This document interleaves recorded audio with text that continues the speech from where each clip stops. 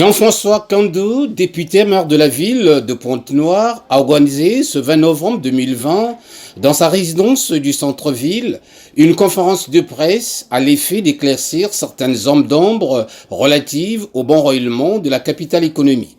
Devant donc la presse locale, le verbe haut et serein dans l'agencement des idées, il a abordé plusieurs points, entre autres le problème crucial des voiries urbaines, l'électricité publique, le phénomène des bébés noirs, l'état épidémiologique du coronavirus à Pointe-Noire, les panneaux publicitaires. Bref, tout n'a pas été dit car le temps relativement court n'a pas permis aux maniaques de la plume et du micro de cerner tous les problèmes de la ville côtière.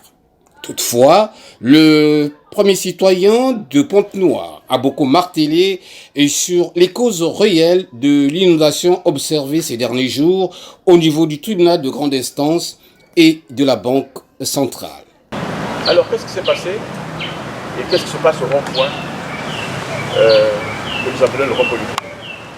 Au rond-point du tribunal, au commencement, il y a donc ce calibrage des sections hydrauliques qui ne répondent plus au niveau de la pluviométrie. Il y a plus d'eau et que ces canalisations sont devenues petites. Et lorsqu'il pleut, il y a un phénomène qu'on appelle un phénomène de file d'attente. C'est-à-dire que les eaux qui rentrent, les premières, tant qu'elles ne sont pas parties, les eaux qui viennent après ne passent pas. Et elles partent à côte-goutte, à cause donc de l'étroitesse des sections hydrauliques. Maintenant, qu'est-ce qui s'est passé les jours pour lesquels nous sommes en train tous de gloser? Il s'est passé que vers le passage à niveau, en partant vers la plage mondaine, donc en partant vers la côte sauvage, pardon, avant le passage à niveau, c'est-à-dire le niveau des rails, il y a eu effondrement des buses à 6 mètres sous terre. C'est-à-dire que les conduites d'eau ont explosé, certainement par la vétusté. Ces conduites d'eau ont explosé et ont obstrué le passage d'eau. Et c'était donc au niveau avant d'arriver, disons, au passage à niveau qui mène vers la côte sauvage.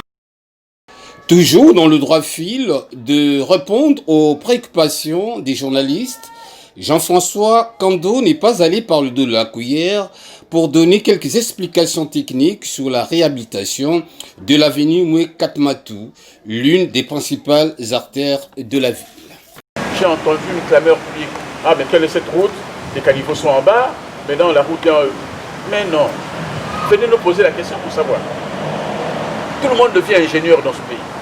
Venez nous poser la question, mais monsieur le maire, pourquoi, après cette couche, le caniveau est surélevé, mais la chaussée est en bas? Mais ce n'était pas la chaussée. C'était une couche de surface. Parce que nous voulons que cette route-là dure. Et nous avons mis 3 couches. La première, parce que nous savons que Pointe-Noire est sur une zone où la nappe phréatique est à fleur de peau. Nous avons de l'eau sur Pointe-Noire. Et donc, toutes les routes de Pointe-Noire doivent d'abord avoir un petit béton en haut, un deuxième béton pour que la route dure longtemps. Donc, ce que nous avons fait là, c'est ce qu'on appelle la grave bitume. Maintenant, quand vous allez voir, prenez seulement le tronçon entre le rond-point de la Paix, ancien Castanis, jusqu'à la banque postale, la banque de l'habitat. Et aujourd'hui, au moment où on parle, ils sont en train de pousser vers Casino. Vous allez voir que le niveau s'est redressé. Parce que ça, c'est la dernière couche que nous sommes en train de mettre en place.